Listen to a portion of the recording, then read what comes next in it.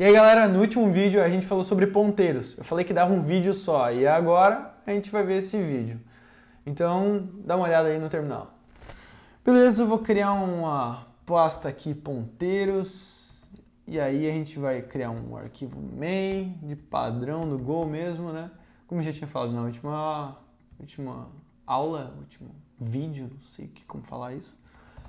E aqui está a package, a gente vai criar um package main, que vai ser o pacote principal, e a gente sempre inicia pela func main, que é a função principal do Go. Então, quando a gente rodar o Go, ele vai rodar essa função.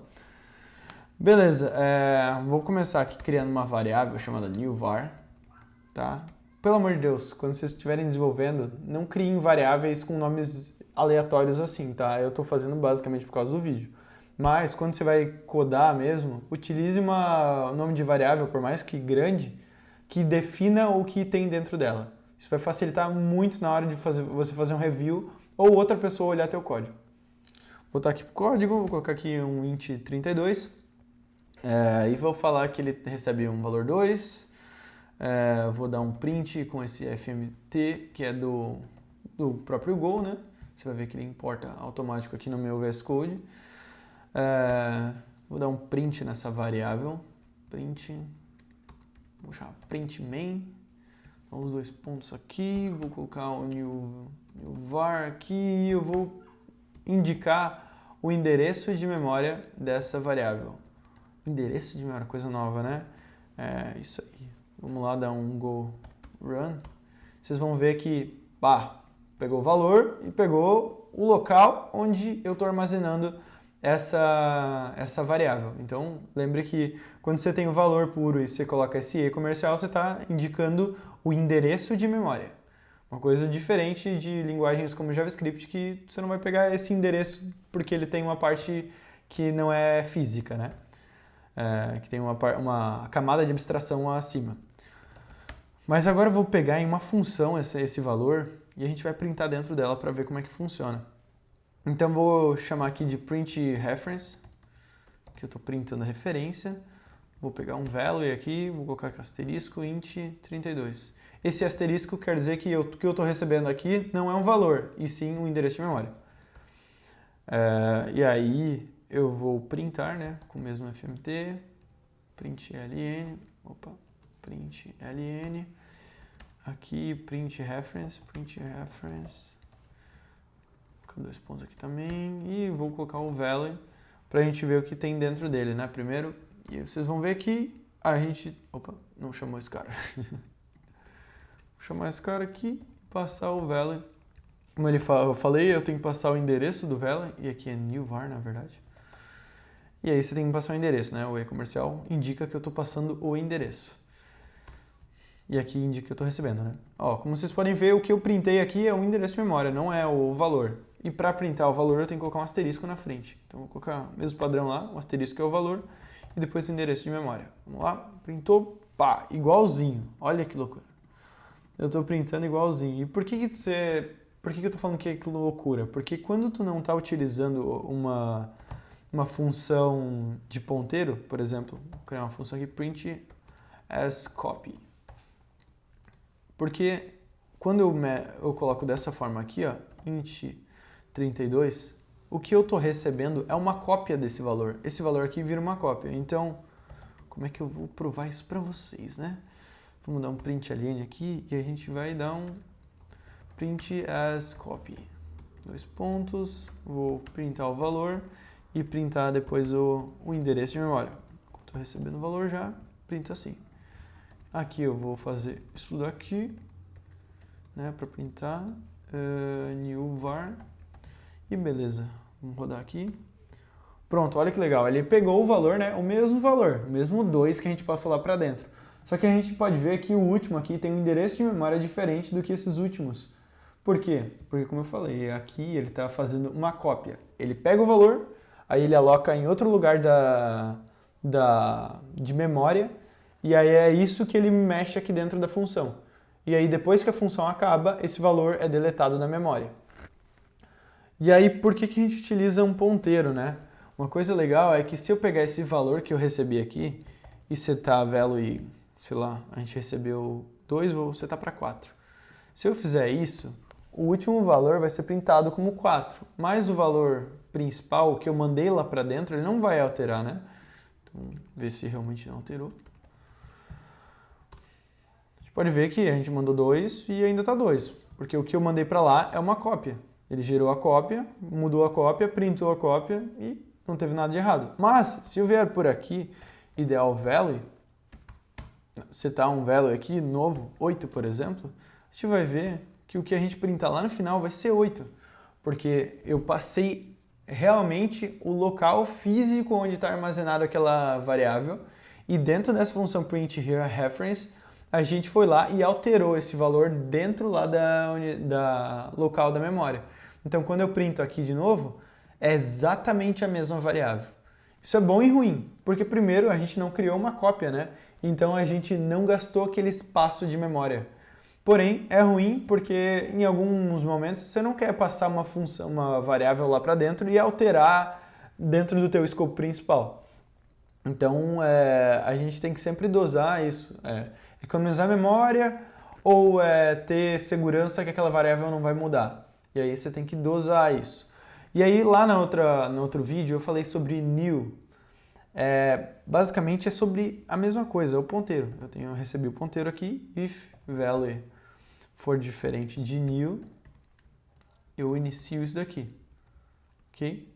Se não, eu printo outra coisa. Então como que eu vou colocar, sei lá, no pointer. E aí aqui eu posso printar, por exemplo, aqui embaixo, algo como new, que quer dizer que eu não estou mandando nenhum endereço de memória. Então se eu printar aqui, você vai ver que ele dá um no pointer, porque ele deu um new aqui, ok? E ele deu 2 vezes por causa do falta um return aqui. Então ele vai dar o primeiro, né, que é esse 8, e o segundo, que é um no pointer, porque eu mandei um new. Se eu tirar isso daqui, vai ver que ele vai dar um erro. Por quê? Sei lá o que, não sei o que, memória, address, or new pointer difference. O que acontece? Eu tentei setar um valor num ponteiro que não existe. E aí ele dá o erro, entendeu? E por isso que a gente faz normalmente essa validação. Antes que eu me esqueça, galera, se inscreve no canal, eu estou produzindo outros conteúdos para colocar, então se tu não é inscrito ainda, se inscreve, dá o like, comenta o que tu achou desse vídeo e se tu tem alguma dúvida, porque vai ser muito positivo para mim entender se eu estou fazendo um vídeo legal ou não. Bora voltar pro vídeo aqui. Cara, basicamente a gente mostrou como funciona o ponteiro aqui. Mais uma coisa interessante que dá para falar nesse vídeo é sobre por que eu setei um int 32 aqui. Quando que eu seto um int 32, quando eu seto um int 64, a gente basicamente vai fazer isso quando a gente precisa de um valor muito grande ou um valor que não cabe numa variável menor. Por exemplo, vamos ver quantos bytes ele ocupa aqui dentro desse value int 32. Pelo próprio nome, a gente sabe que provavelmente ele vai ocupar 32 bits, mas vamos printar aqui. A gente tem um pacote chamado unsafe dentro do Go e dentro dele tem uma função chamada syoff. Então tu pega teu valor e tu consegue jogar aqui e saber qual é o tamanho dele em bytes. Então vou rodar aqui, vai ver que ele deu 4 bytes. 4 vezes 8, né? Porque 1 byte equivale a 8 bits. Então 4 vezes 8 vai dar o nosso int 32 bits. E aí você pode se perguntar, tá, mas 8, como que eu sei qual é o valor máximo? É fácil, você joga no Google, vê qual é o valor máximo que tu consegue acoplar dentro do int 32, por exemplo, e vê se esse valor passa. E aí, por exemplo, int 32 eu tenho aqui o valor. Então, int 32, esse é o valor máximo. Se eu printar, ok, não vai dar nenhum problema. Se eu passar que seja, ele já dá pau. O VS Code já fala, e aqui a gente também fala, que tem um overflow. Quer dizer que a gente tinha esse tanto de espaço para ocupar, e o cara foi lá e colocou um pouco a mais, e aí ele deu um overflow, ele passou do valor limite. Se a gente for fazer um cálculo que não precise de um número muito grande, você pode ver que esse é um número bem grande, né? 2 bilhões e 147 milhões, ó. Pra ficar mais fácil de ver. Então é um número muito grande. Se a gente vai fazer uma continha de 20 vezes 20, sei lá, alguma coisa bem pequena, você pode utilizar, por exemplo, 16 bits. E ele não vai ter nenhum problema. Aqui está dando erro porque aqui eu estou recebendo 32 também, tem que alterar. Mas ó, você pode ver que ele não vai ter nenhum problema, porque o valor é muito pequeno. Então a gente pode utilizar um valor de pequeno. Ó. Você está vendo que ele está ocupando só 2 bytes. Então 16 bits de memória.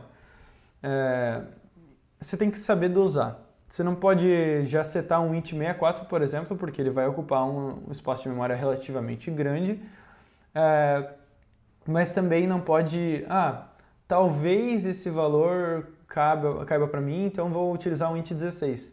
Então tu tem que ter um discernimento de não colocar um valor tão alto e também não colocar um valor tão baixo se tu não tem conhecimento do que vai ali dentro. Em via das dúvidas, se tu achar que não sabe qual é o valor, é muito imprevisível o valor máximo que pode vir ali, coloca um valor maior, pelo menos para segurança e não quebrar o teu código.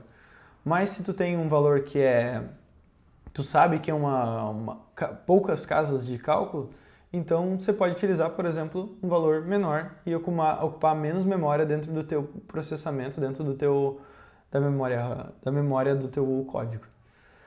Bom, é isso que eu tinha para falar sobre ponteiros. Eu acho que ponteiros é uma coisa muito legal e tu vai utilizar quase sempre no Go. Várias aplicações você vai utilizar, por exemplo, quando tu vai utilizar a parte de erro. Então é algo fundamental para quem vai estudar Go. Se tu ficou com alguma dúvida, se tu curtiu o vídeo, por favor, comenta, curte e se inscreve no canal. Eu estou produzindo alguns outros vídeos para trazer muito mais conteúdo sobre Go para vocês. Valeu, galera!